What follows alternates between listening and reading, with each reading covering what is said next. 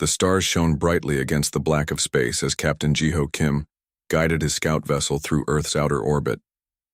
The small ship moved silently, its sensors constantly scanning for any unusual activity.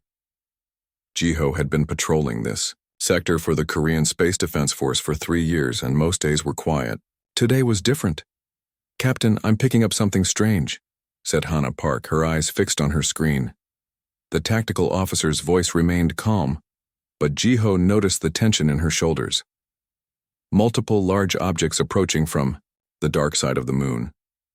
Ji-ho moved to her station and looked at the readings. "How large?" "Massive, sir. Each one is about the size of a small city."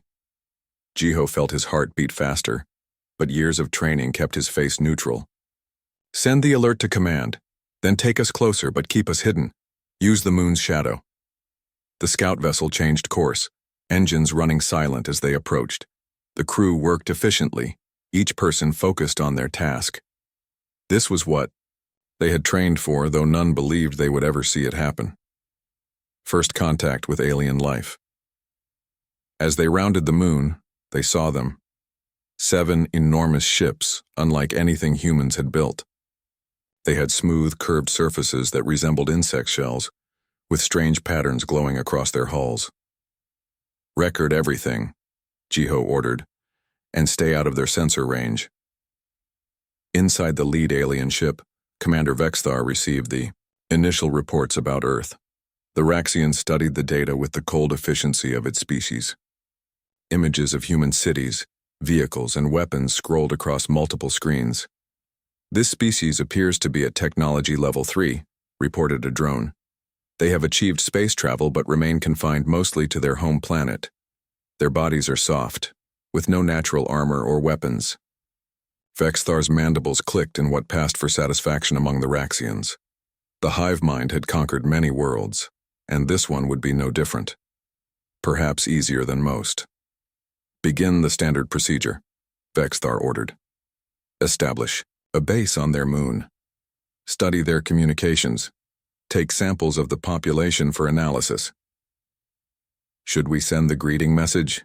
asked another drone. Vexthar considered this briefly.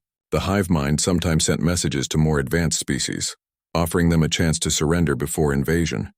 It saved resources. "No," Vexthar decided. "They are barely advanced enough to understand it. We will proceed directly to Phase 2. The drones moved with perfect coordination, each one an extension of the hive mind's will. None questioned the decision. None could. Ji-ho watched as the alien ships deployed smaller vessels that descended to the moon's surface. Within hours, structures began to appear, rising from the lunar dust with impossible speed. "They're building a base," said Hana. "And look, they're positioning weapons." Ji-ho nodded grimly. Not a peaceful visit, then. The crew continued observing for 12 hours, documenting everything. Ji-ho was about to order them to return to Earth when Hana suddenly straightened in her chair. "Captain, they're moving toward the International Space Station." Ji-ho looked at the screen in horror as one of the smaller alien ships approached the space station, where 300 scientists and engineers lived and worked. "Warn them," he ordered, but it was too late. The alien vessel fired some kind of beam at the station. Parts of it went dark immediately. Then strange creatures emerged from the alien ship, entering the station through its airlocks. "They're boarding," whispered Hana. Ji-ho made a quick decision. "We can't help them, but we can bring back what we've seen. Take us home, maximum speed." As the scout vessel raced back to Earth, chaos erupted on the International Space Station. The Raxians moved through the corridors with ruthless efficiency, capturing humans for study and eliminating those who resisted. Dr. Yoonji Cho hid in a storage compartment, barely breathing as the aliens passed by. She heard the screams of her colleagues, the strange clicking sounds of the invaders. When they were gone, she crawled to a communication terminal. "This is Dr. Cho on the ISS," she whispered. "We are under attack by unknown entities. They look like..." She struggled to find the words. "Like giant insects walking on 2 legs. They're taking people. Please send help." Her message reached Earth just as Ji-ho's ship was landing at the Korean Space Command Center. Within hours, Leaders from every nation gathered in an emergency video conference. Jiho presented his findings, showing the footage his ship had captured. They established a base on the moon within hours, he explained. Their technology is far beyond ours, and they attacked without warning or communication. Why would they take prisoners? Asked the American president. Why not just destroy the station? I believe they want to study us, Jiho replied. Learn our weaknesses, the Chinese premier spoke next. We must respond with unified force. Show them Earth will not be easily conquered. But the Russian president shook his head. With what? Our most advanced weapons would be like stones thrown at their ships. The room fell silent as the reality of their situation sank in. Humanity, for all its progress, was outmatched. Jiho stepped forward again. There is something you should see. He played more footage from their observation. Notice how they move, always in perfect coordination. No individual decisions. When one is damaged, the others don't help it. They simply continue their mission. Hana joined him at the front of the room. We believe they operate as a collective, like insects in a hive. Each one is just a part of the whole. And that might be their weakness, Jiho continued. They're efficient, but they don't adapt quickly. They don't show initiative or creativity. When we hid in the moon's shadow, they never thought to look for us there. They follow patterns. The Secretary General of the United Nations leaned forward. What are you suggesting, Captain? That we fight differently than they expect. Not with brute force, but with what makes humans unique. Our individuality, our creativity, our ability to think and act independently toward a common goal. Jiho looked around the room at the leaders of Earth. They think we're prey, he said, firmly. Let's show them what happens when you corner a predator. For the first time since the meeting began, hope flickered in the room. Humans had faced extinction before, from ice ages, from plagues, from their own weapons. Each time they had survived through adaptation and determination. Now they faced their greatest challenge, an enemy from beyond the stars that saw them as nothing more than animals to be studied and controlled. But that enemy had made a fatal mistake.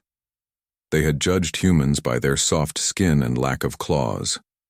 They hadn't looked deeper to the predator instinct that still lived in every human.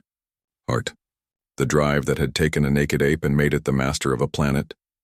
As the leaders began planning Earth's defense, Vexthar watched the humans through captured satellites, unaware that the easy conquest it had anticipated would soon become the hive mind's greatest mistake. 3 months had passed since the Raxians arrived. The skies above Earth now belonged to them. Their ships moved freely in orbit, and smaller craft sometimes descended into the atmosphere before returning to their fleet. They had built bases in remote places, the Sahara Desert, the Siberian tundra, and the Mongolian steppe. But they had not launched a full invasion. Instead, they took people, small groups at first, then entire villages. The pattern confused military leaders until Dr. Minho Kang offered a theory. They're testing us, he told the Emergency Council, learning our responses, our capabilities. They're studying us like lab animals. Major Taewon Lee listened from the back of the room. At 35, he had served in Korea's Special Forces for 15 years. Now he led an international team with one mission: gather intelligence and rescue captives where possible. We've located a major research facility in Mongolia, said General Junseo Park, pointing to a map. Satellite images show at least 200 humans are being held there. We need to know what the Raxians are doing with them. Taewon nodded. My team can infiltrate it. This is a reconnaissance mission only, the general emphasized. We need information more than we need heroes. Understood, said Taewon, though in his mind he was already planning how to free those captives. The team deployed that night. 6 soldiers from 4 countries, each chosen for their unique skills. Among them was Subin Choi, a former Olympic biathlete whose steady hands had made her the best sniper in the Korean army. They parachuted into the steppe 20 miles from the alien facility, landing silently in the dark.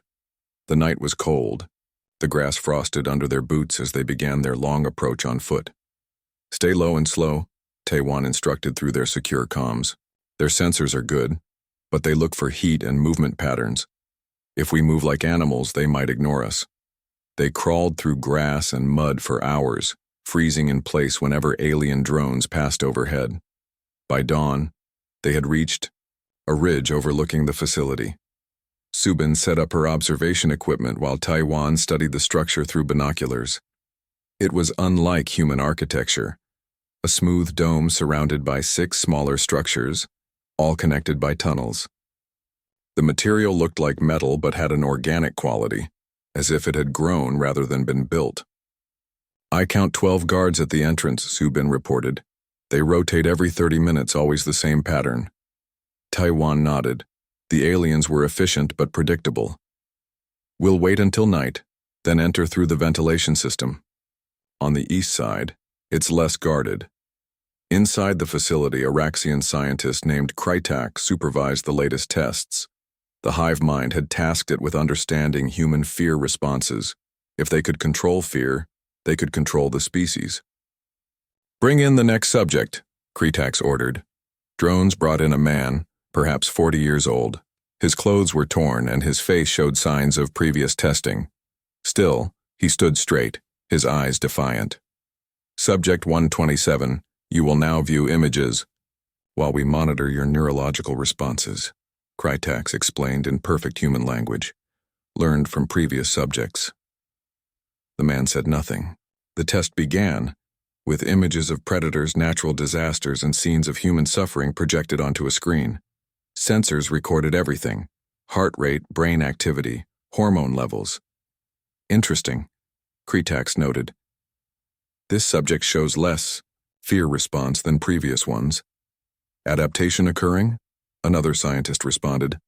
"The longer they remain in captivity, the less they react to visual stimuli. But physical threat still produces strong responses. Proceed to Phase 2, Krytax ordered. A drone approached the man with a pain-inducing device. As it touched his skin, he screamed, but then did something unexpected. He grabbed the drone's arm and pulled hard, throwing it off balance.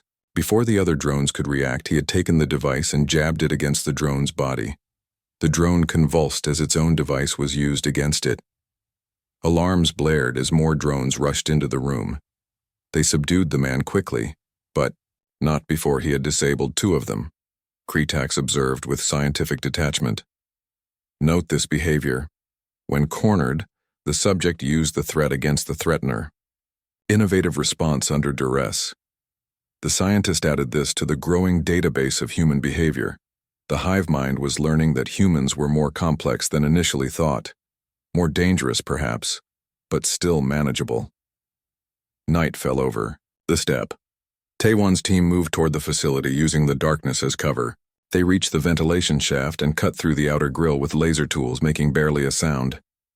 "Subin, you stay here as lookout," Taewon ordered. "The rest of you, follow me." Subin nodded, setting up her rifle on the ridge. Through her scope, she could see the entire facility.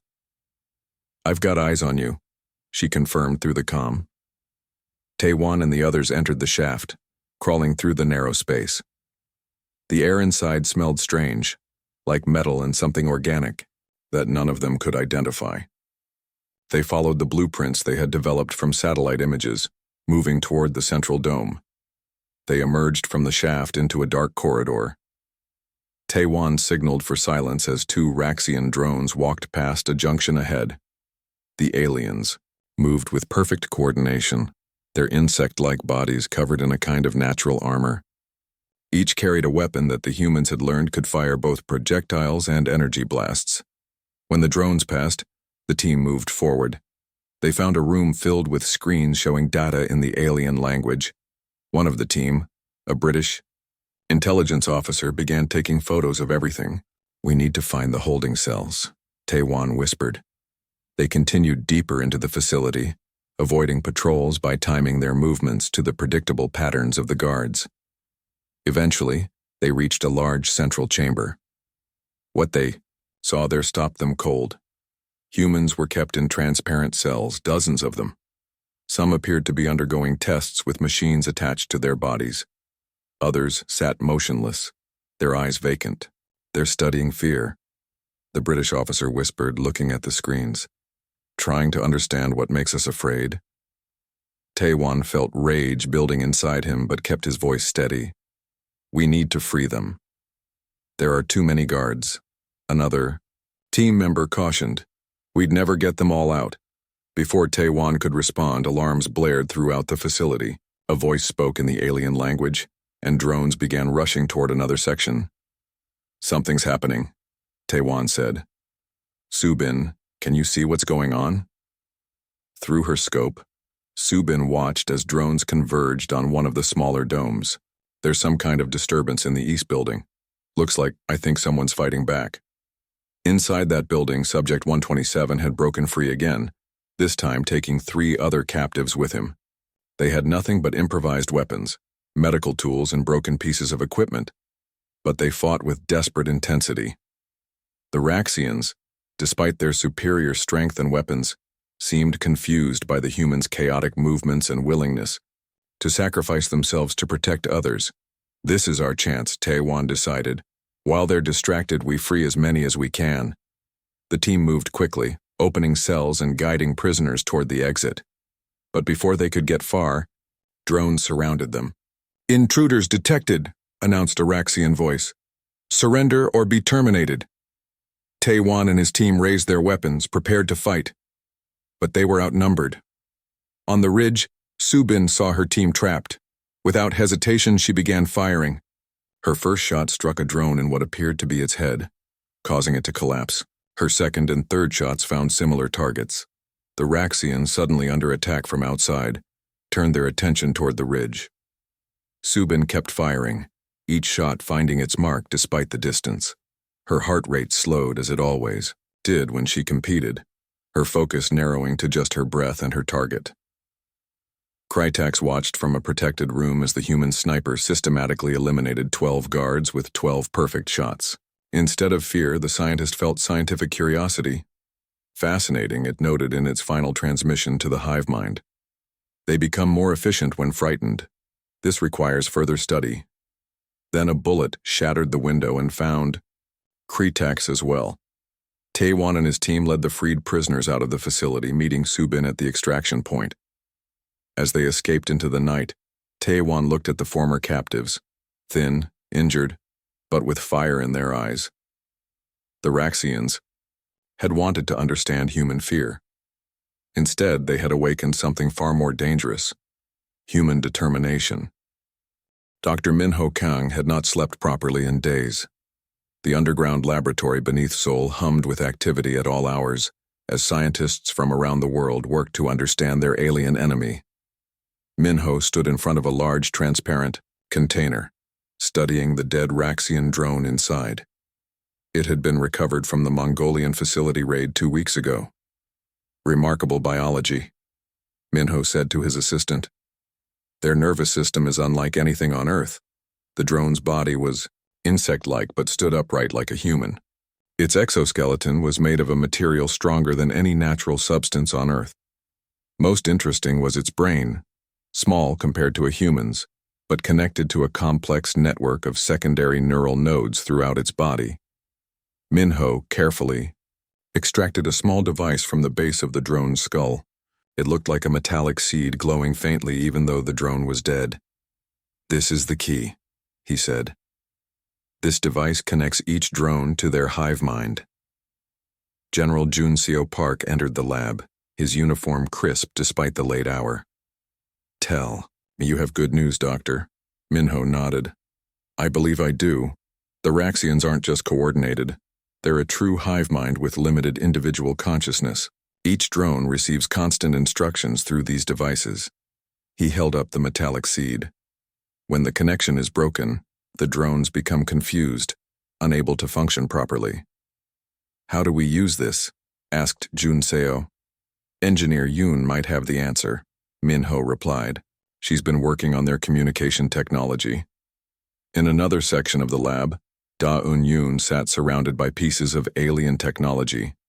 At 32, she was already one of Korea's leading experts in communication systems. For weeks, she had been reverse engineering Raxian devices recovered from various encounters. Junseo and Minho found her testing a small transmitter of her own design. Her eyes were red from lack of sleep, but they shone with excitement. "General Park," she said, standing quickly. "I've made a breakthrough. These devices," she pointed to the Raxian communication equipment, "operate on a frequency our technology can detect and even replicate." "What does that mean for us?" Junseo asked. Dayun smiled. "It means we can jam their signals, cut off their drones from the hive mind, and potentially, we might even be able to feed false information into their network." Junseo looked between the two scientists. "So their perfect coordination is their greatest weakness," Minho finished. "They evolved from hive insects. They can't comprehend our individualism, our creativity under pressure. Each drone is just an extension of their collective, Da-Yun, demonstrated by activating a small device. A captured live drone in a sealed room began to move erratically, its limbs twitching. This disrupts their connection. The drone can still function, but without guidance it doesn't know what to do. It's experiencing something they never evolved to handle: loneliness, confusion, and the terror of individual thought. Junseo watched, the drone with growing hope. "How soon can we deploy this technology?" "We need to test it on a larger scale," Daun cautioned. "And we'll need to get close to their bases to use it effectively. The range is limited." Junseo nodded. "I'll speak with Admiral Kim. His space fleet might give us the opportunity we need." Across the world, similar breakthroughs were happening. In America, scientists had developed new weapons that could penetrate Raxian armor. In Russia, military engineers had created stealth vehicles that could avoid alien detection. In Africa, doctors had found ways to treat the strange illnesses affecting those who had escaped Raxian captivity. Humanity was adapting, as it always had when faced with extinction. Admiral Jiho Kim, now in command of Earth's growing space fleet, received Junseo's call while aboard his flagship, the Phoenix. The ship had been built using a combination of human and reverse-engineered Raxian technology. "A way to disrupt their hive mind," Jiho repeated. "That could change everything." "We're calling it Operation Lone Wolf," Junseo explained. "But we need to get Dayun's devices close to their main communication nodes. The largest is on their moon base." Jiho looked out the viewport at Earth below. The beautiful blue planet had suffered in the months since the invasion began. Cities had been damaged, millions had died or been taken, but humans had not surrendered. "I've been planning an assault on the moon base," Jiho said. "This gives us the edge we need." Over the next week, Jiho gathered ship captains from around the world. The fleet now consisted of 50 vessels of various sizes, all equipped with engines and weapons derived from Raxian technology. Each captain was briefed on Operation Lone Wolf. "The plan is simple," Jiho told them. "We'll approach the moon from multiple vectors. Each ship will operate independently, with its own objectives and timing. This will appear chaotic and unpredictable to the enemy." Captain Hannah Park, now commanding her own ship, raised a hand. "What if they jam our communications?" Jiho nodded. "We expect they will. That's why each of you must be prepared to make decisions without orders. Every human is a potential leader. Every one of you can make decisions if communications fail. The Raxians can't comprehend this advantage." On the bridge of the Raxian command ship orbiting Earth, Vexthar received reports of the human fleet gathering. The Raxian commander had been surprised by the speed with which humans had adapted their technology. It was unprecedented in the hive mind's long history of conquest. "They are preparing an attack," Vexthar informed the hive mind. "Their ships are moving toward the moon." "Unusual," replied the collective consciousness of the hive mind. "Most species surrender after the testing phase. These humans continue to resist despite their inferior biology. They are unpredictable," Vexthar reported. "The specimens we've studied show high levels of individual variation.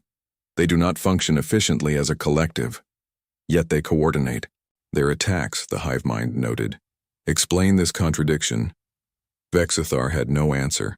The Raxian mind, evolved for perfect cooperation within a rigid hierarchy, could not grasp the human capacity for both individualism and teamwork. "Deploy all available forces to defend the moon base," the hive mind ordered. "These humans must be contained before they spread to other worlds. The human fleet approached the moon in small groups, each taking a different path. Jiho had divided them into 3 waves. The first would draw the Raxians' attention. The second would target their defense systems. The third, led by Jiho himself, would deliver Da-Un's disruption devices directly to the main communication node. On her ship, the Courage, Hana watched the alien vessels moving to intercept them. "They're responding exactly as Admiral Kim predicted," she told her crew. "They're focusing on the largest, most obvious threats first." Her smaller ship slipped past the main Raxian defenses, heading for the far side of the moon. 2 other ships followed in her wake. Their mission was to destroy the power generators that supplied the moon base. As expected, the Raxians deployed their jamming technology. Human communications went silent, but unlike the aliens who fell into disarray without central direction, the human forces adapted. Each captain continued their assigned mission, adjusting as needed to the changing battle conditions. In his laboratory, Minho watched the battle unfold through telescopes and fragmented data transmissions. "It's working," he told Da-Un.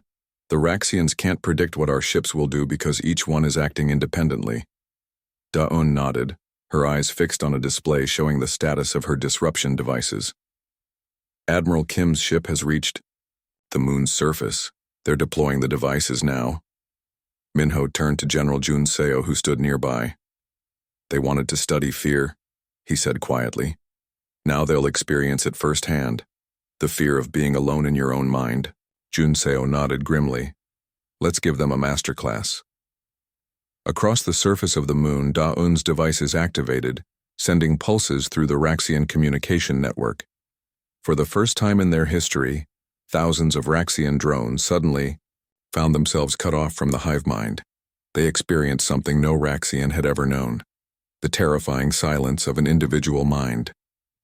1 year had passed since the Raxians first appeared in Earth's skies. The war had changed. What began as a desperate defense had become something else entirely: humanity taking back what was theirs. Admiral Jiho Kim stood on the bridge of the Phoenix looking at the tactical display. Earth's surface was largely free of Raxian control now. Their ground bases had been destroyed or captured. Only the moon base and the fleet in orbit remained. "Status report," Jiho ordered. His second-in-command, a Japanese officer named Akira, responded promptly. "All ships report ready, Admiral. The new disruption devices have been distributed to the entire fleet." Jiho nodded. Da-Un's technology had proven more effective than anyone had hoped.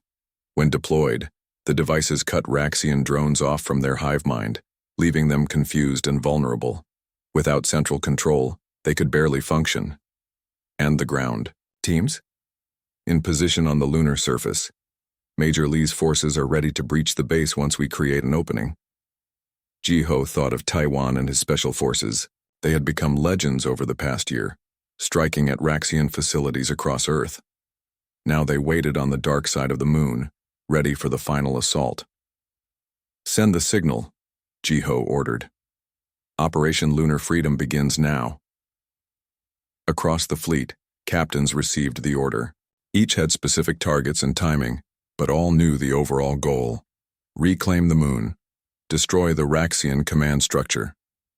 Captain Hana Park guided her ship, the Courage, toward the moon's north pole. 2 other vessels followed her lead. Their mission was to create a diversion, drawing Raxian ships away from the main assault. "Weapons hot," Hana ordered.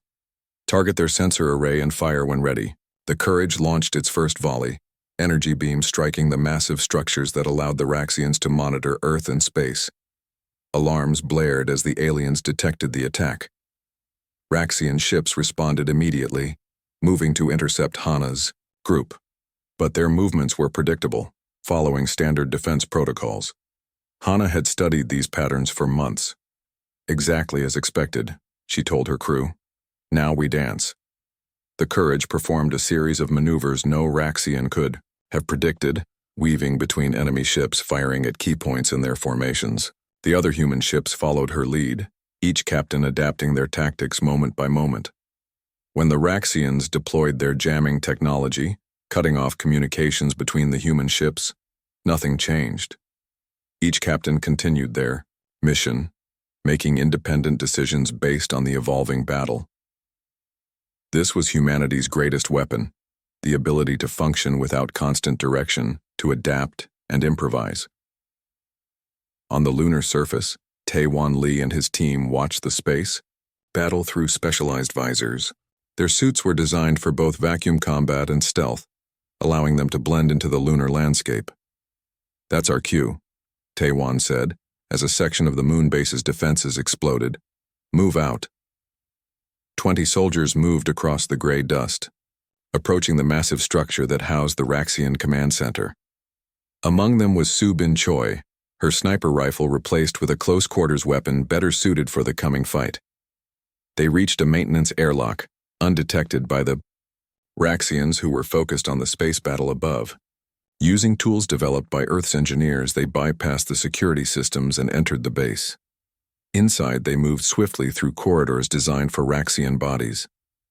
The air was breathable but had a strange metallic taste. Their footsteps echoed on the hard floors, but the sounds of battle masked their approach. "Remember the plan," Tae-Wan reminded his team. "Plant the disruption devices at each node, then move to the central chamber.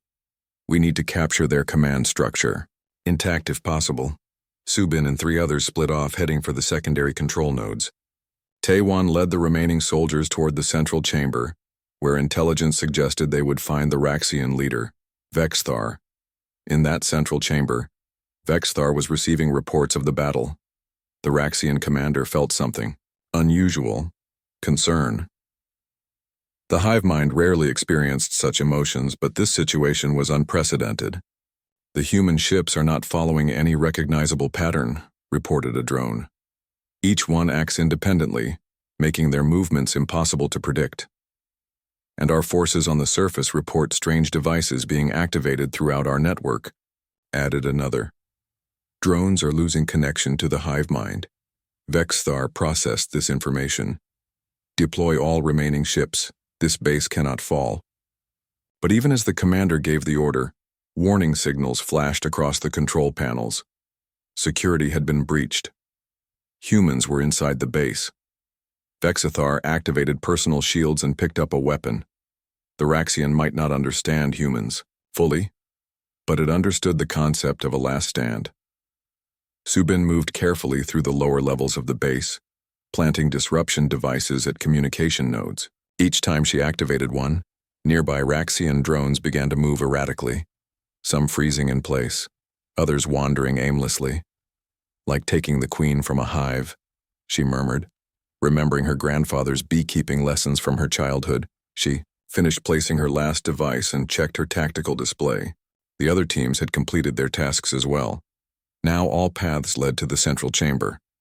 As she made her way there, a group of Raxians appeared around a corner. 4 drones, moving with unusual independence. These ones still had connection to the hive mind. They raised their weapons. Su-Bin felt time slow, just as it did when she competed in the Olympics. Her heart rate decreased instead of speeding up. Her breathing became measured. The world narrowed to just her and her targets. The Raxians fired first, energy bolts sizzling past her. But their aim was off. They were used to predictable targets, not a human who could anticipate and react instantaneously. Su-Bin fired 4 times. 4 drones fell. She stepped over their bodies and continued toward the central chamber. Tae-Wan reached the massive doors of the command center first. 10 of his soldiers had formed a perimeter, while engineers worked to bypass the locks. Distant explosions rocked the base as the battle raged above. "Status?" he asked one of the engineers. "Almost there," she replied. "Their security is complex, but we—" The doors suddenly slid open. "Got it!" Tae-Wan raised his weapon and led his team inside. The chamber was vast, with screens showing the battle from various angles. In the center stood a Raxian larger than any they had seen before. "Vexthar, surrender," Tae-Wan called out. "Your forces are being defeated in space. Your drones are being cut off from your control." Vexithar turned to face the humans, multifaceted eyes reflecting the emergency lights. "You cannot win this war," the alien said in perfect human language. "The hive mind spans galaxies. More ships will come. Then we'll defeat them too," Taewan replied. Vexithar moved with surprising speed, raising a weapon. But before it could fire, a shot rang out from the doorway. Subin had arrived, her weapon aimed directly at the Raxian commander. Vexithar staggered, but remained standing. The alien seemed confused by Subin's speed, by the precision of her shot that had penetrated its shield at exactly the right angle. "How?" the alien asked. "Your species is not built for combat. You have no natural weapons, no armor." Subin approached, her weapon still trained on the wounded alien. "You studied us but understood nothing," she said.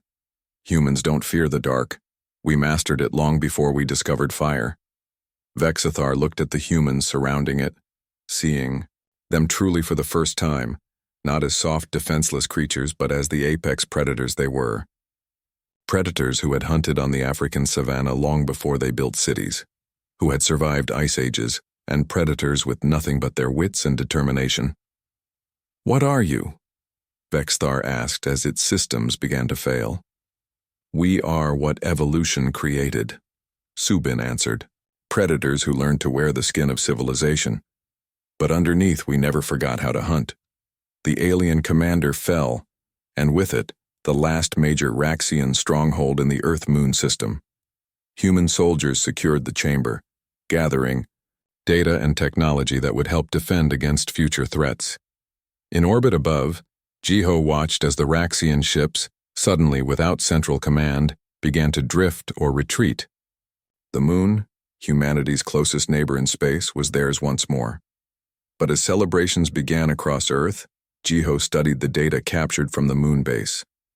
The Raxian hive mind indeed spanned galaxies.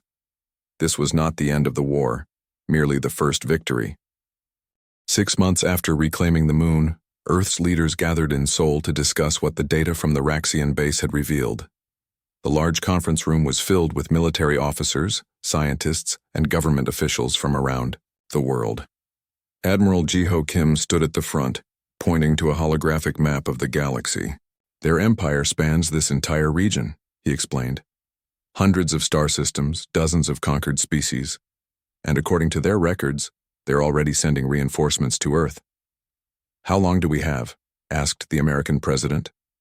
8 months, maybe less, Jiho answered. "Their faster-than-light technology is more advanced than what we've developed so far." The room fell silent as the implications sank in. They had won a battle, but the war was far from over. Dr. Minho Kang stepped forward. "We've learned much from studying their technology. Their ships are faster than ours, but we now understand how their hive mind works. We know their weaknesses." "So what do you suggest?" asked the Chinese premier. "We hide and wait for them to arrive, or we take the fight to them?" General Junseo Park stood up. "I believe we must do the latter. If we wait here, they'll arrive, with overwhelming force. But if we strike first at their homeworld, we might negotiate from a position of strength." "Negotiate?" The Russian president looked skeptical. "They've shown no interest in diplomacy." Engineer Da Yun spoke next. "That's because we couldn't communicate with them properly. The hive mind doesn't understand individual thought. But I've been working on something that might change that." All eyes turned to her as she activated a small device on the table. A hologram appeared, showing a complex neural interface. "This device can temporarily connect a human mind to the Raxian hive mind," she explained, "allowing direct communication and, if necessary, direct confrontation in their collective consciousness." "Is that safe?" Jiho asked, concerned. Da Yun hesitated. "For the Raxians, no. Their greatest strength is also their vulnerability. One human mind with all its creativity and adaptability, introduced into their rigid collective thinking, could cause chaos. It could potentially reshape their entire consciousness." "And for the human?" Junseo asked quietly. "Unknown," Daun admitted. No one has ever merged with an alien hive mind before. The psychological effects could be severe. The room erupted in debate. Some argued for using the device as a weapon, others as a tool for peace. Some rejected the idea entirely as too dangerous. Eventually, Jiho raised his hand for silence. I volunteer to make the connection when we reach the Raxian homeworld. Admiral, we can't risk losing you, Junseo protested. I'm not asking permission, Jiho replied firmly. I've studied the Raxians more than anyone. I've fought them in space. I understand how they think. It has to be me. Preparations began immediately. Earth's fleet, now 100 ships strong, was upgraded with the latest technology derived from Raxian designs. Weapons were improved, engines enhanced. Every vessel was equipped with Daeun's disruption devices. While engineers worked on the ships, Jiho underwent intensive training with Daeun and Minho. Day after day, he practiced controlling his thoughts, focusing his mind. If he was to enter the hive mind, he needed perfect mental discipline. Think of it like swimming in a vast ocean, Daeun explained. The hive mind will try to drown you, to absorb your consciousness. You must remain yourself while still connecting with them. Jiho nodded, though privately he wondered if such a thing was truly possible. The human mind was not designed for collective consciousness. 2 weeks before the fleet was scheduled to depart, Subin Choi requested a meeting with Jiho.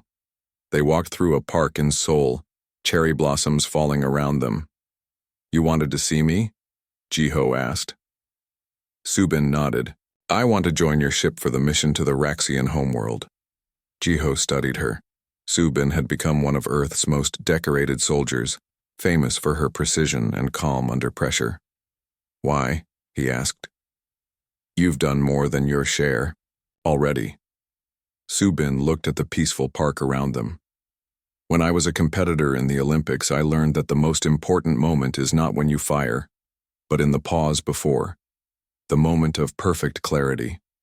I've never felt more alive than in those pauses. She turned to face him.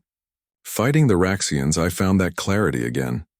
I understand them in a way others don't. If your plan fails, someone will need to complete the mission. Jiho considered her words. Report to the Phoenix tomorrow. The day of departure arrived. Earth's fleet gathered in orbit, a testament to how far humanity had come in just 18 months. Ships of different designs built by different nations but all serving the same purpose, to defend their world. On the bridge of the Phoenix, Jiho addressed his crew, and through video links, the crews of all other ships. Today we undertake humanity's first journey to another star system, he began, not for exploration or discovery, but out of necessity. The Raxians thought they found easy prey when they discovered Earth. Instead, they awakened something they never encountered in their expansion. Apex predators who conquered their planet, not through natural weapons or physical strength, but through intelligence, cooperation, and the indomitable will to survive. He paused, looking at the faces around him. General Junseo at Tactical, Dr. Minho and Daeun monitoring the neural interface, Subin at the weapons station, and many others all committed to the mission. We go to the Raxian homeworld not to destroy them, but to deliver a message, Jiho continued. We come in peace, but never mistake our kindness for weakness. We are apex predators in human skin, and we will defend what is ours. The fleet activated, their faster-than-light drives disappearing one by one into the darkness between stars. 3 weeks later, they emerged in orbit around a red-orange planet, the heart of the Raxian Empire. Thousands of ships surrounded it, more than Earth's fleet could ever hope to defeat in conventional battle. All ships, activate disruption devices, Jiho ordered. Across the fleet, Daeun's technology came to life, sending waves of interference through the Raxian network. On the planet below and in ships around it, drones suddenly lost connection to the hive mind, creating confusion throughout the Raxian forces. Jiho turned to Daeun. It's time. She activated the neural interface, attaching sensors to Jiho's temples. Remember your training. Find the central consciousness. Don't lose yourself. Jiho closed his eyes as the device activated. His body remained on the bridge of the Phoenix, but his mind traveled along invisible pathways into the vast network of the Raxian hive mind. At first, he felt overwhelmed by millions of voices thinking as one. The hive mind tried to absorb him, to erase his individuality. But Jiho focused on who he was, his memories, his identity, his humanity. Gradually, he found himself in a mental space where he could communicate with the core consciousness of the hive mind. "Why do you attack us?" the hive mind asked, its thoughts alien but understandable. "You attacked us first," Jiho responded. "You took our people, killed our defenders. We expand. We grow. It is our nature," the hive mind explained without emotion. "You are individuals, inefficient, unpredictable. That is our strength," Jiho countered.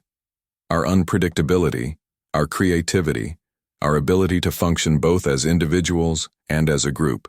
We can be alone or together. We can follow orders or make our own decisions." He shared images from Earth's history. Humans surviving ice ages, building civilizations, exploring their world, and finally reaching for the stars. He showed the hive mind what it meant to be human, the joy, the pain, the love, the loss, the endless drive to improve and grow. "We offer peace between our species," Jiho told the hive mind. "But know this, if you attack us again, we will not show mercy. We evolved as predators. We can become what we need to be to survive." On the bridge of the Phoenix, Subin watched Jiho's vital signs carefully. His heartbeat was steady, his brain activity intense but stable. Whatever battle he was fighting in the Raxian hive mind, he was holding his own. After what seemed like hours, Jiho opened his eyes. He looked exhausted but calm. "They've agreed to peace," he said quietly. "They've never encountered a species like us before. They don't fully understand us, but they respect our strength now." The crew cheered. The sound echoed throughout the fleet as the news spread. Humanity had faced its greatest challenge and emerged victorious, not through superior numbers or technology, but through the unique combination of traits that made them human. As the fleet prepared for the long journey, Jiho looked out at the stars. The galaxy was vast, filled with unknown dangers and potential allies. Humanity was ready to take its place among them, not as conquerors, but as protectors, apex predators who had learned to use their strength wisely. The Raxians had made a simple but profound mistake. They had judged humans by their appearance, not realizing that beneath the soft skin and civilized exterior lurked the heart of a species that had survived against all odds for hundreds of thousands of years. They had picked a fight with apex predators. They would not make that mistake again.